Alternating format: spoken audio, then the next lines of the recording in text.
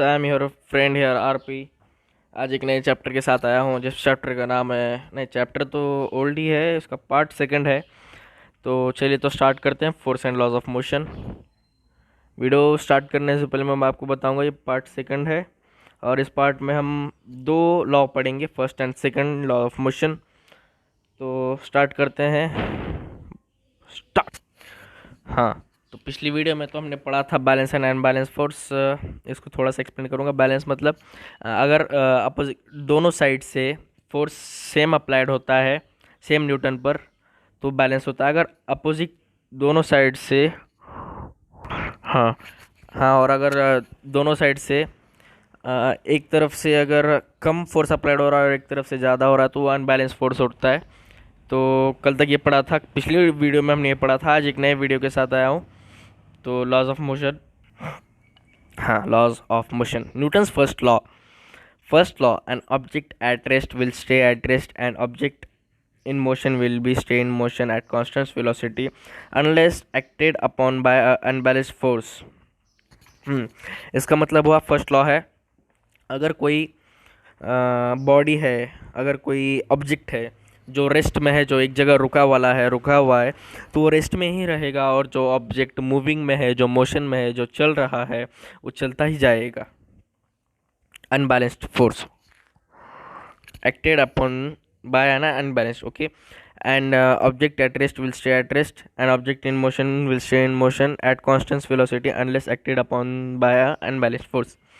Newton second law ने, first law में तो कहा गया है कि भाई अगर बॉडी रेस्ट में होगी तो रेस्ट में ही रहेगी, और मोशन में होगी तो मोशन में रहेगी, constant velocity, unless acted upon bye N unbalanced force. अगर जब तक वो अनबैलेंस फोर्स से एक्टेड नहीं होती तब तक। Newton second law, if the net force of on object is not zero, the object will accelerate, the direction of the acceleration is the same as the direction of the net force, the magnitude of acceleration is directly proportional to the net force applied and inversely proportional to the mass of the object।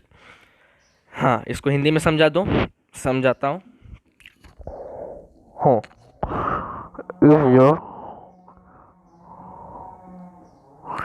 If the net force on object is not zero, अगर net force का object नहीं है तो it will accelerate हो जाता है। The direction of acceleration same as the direction of the net force.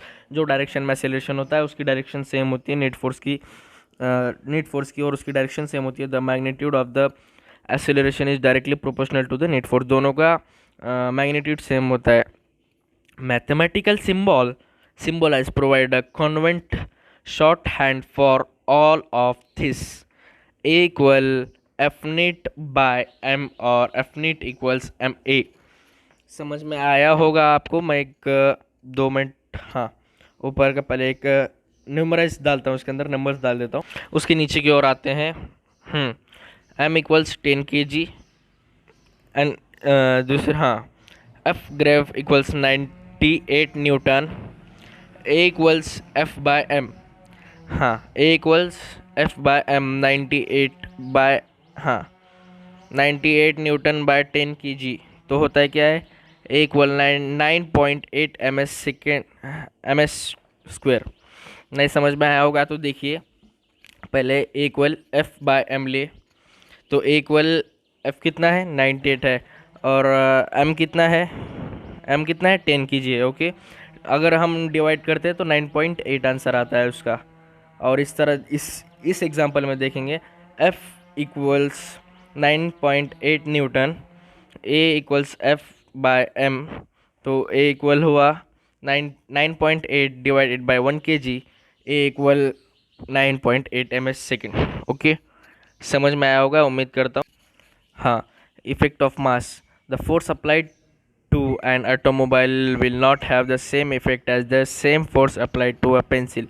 automobile will not have the same, जो automobile पे फोर्स अप्लाइड होता है वो सेम अप्लाइड नहीं होता जो पेंसिल पे अप्लाइड करते हैं हम। An automobile resist accelerating much more than a pencil does because it has more inertia or mass। Pencil नहीं, ऑटोमोबाइल को बहुत इनर्शिया होता है और मास्क होता है। the acceleration of an object depend not only on how hard you push on it but also on how much the object resist begin pushed. हाँ, तो एसिलेशन इसके ऊपर डिपेंड नहीं होता कि आप हाउ हार्ड यू पुश, कितना hard you push कर रहे हैं, आप कितना हार्ड पुश कर रहे हैं, but also how much the object resist being pushed, being object कितना पुश हो सकता है. What is the effect of mass on acceleration, effect क्या है एसेलरेशन पे मास का. This to turn out to be quite simpler. I wonder Y.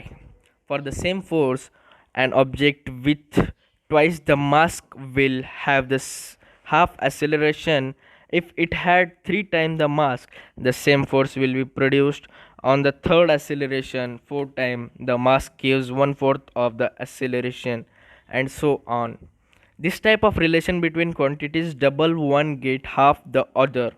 It is called inverse proportion or inverse variation in the words. Then मैं आपको इसको हिंदी में समझा दूंगा.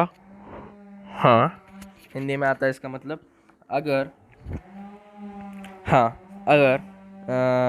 We have twice the mass, double mass है हमारे पास, and half the acceleration.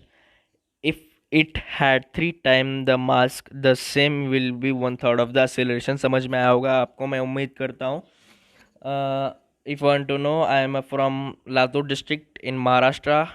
I am from Maharashtra, Latur district, and I'm making videos from and Latur district में एक शहर है, औसा नाम का एक टाउन है. I am from there. I am giving my introduction. Okay, तो to our channel RP science class 9. Okay, तो मिलते हैं अगले वीडियो में इसके थर्ड पार्ट के साथ. तो अभी के लिए बाय. Okay friends.